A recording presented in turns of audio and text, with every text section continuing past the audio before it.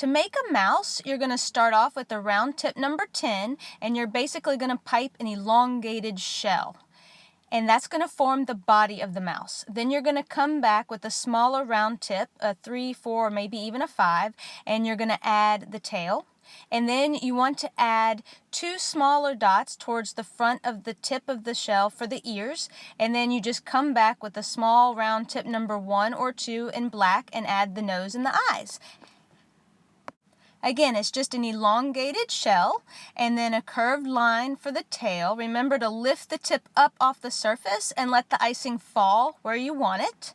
And then 2 small dots for the ears, and then 2 tiny little dots for the eyes, and then a little dot with black icing for the nose. And that's your cute little mouse. To make the duck, same thing. We're going to start with a sideways elongated shell piped with a round tip number 10, then a small dot on the top there for the head. We're going to come back with a tip 3 or a 4 or even a 5 and pipe a smaller shell on top of the bottom shell. That's going to be the wing.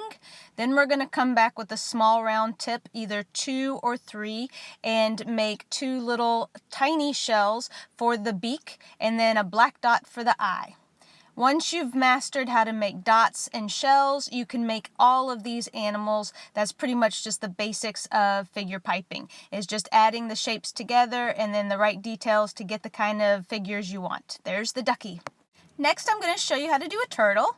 It's just like the faces that we did before in the previous video. You're going to start with a large round dot. You're going to take a smaller round tip and add the feet and the head. For the tail, you want to do a shell shape so that it's pointed at the end, and then it's just a matter of coming back and adding these smaller dots on the top of the shell in a different color, and then the details for the face, the eyes and the mouth. When you're piping dots, you want to remember to keep your tip and piping bag at a 90-degree, perpendicular to the surface so that you get a nice even dot. And the trick to not having peaks when you make your dots is to completely release pressure on the bag before you pull your tip away. If you do get a couple little peaks there, don't worry. Once the icing has set out for a couple of minutes and the surface has crusted over a little bit, you can take your fingertip and just tap down those peaks and smooth them out, and nobody will know they were even there. And that's all there is to the turtle. The ladybug is probably the easiest critter on this practice board sheet to pipe because it's just a large round dot with a tip number 10 for the body, and then a smaller round dot with a tip number 5 for the head. And then I'm just going to take a tip number 2 or 3 and I'm going to pipe a line down the center of the body, and then on either side of that line I'm going to pipe some smaller black dots.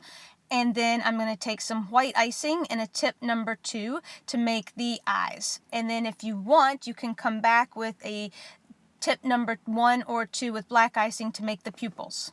And that's the ladybug. That's really all there is to it. Figure piping is really fun. Once you get the hang of it, it's super easy and it's really versatile. Once you've mastered dots and shells, you can pretty much make whatever kind of critter you want. So don't be afraid to experiment with this technique and have fun. Get creative. Figure piping is awesome.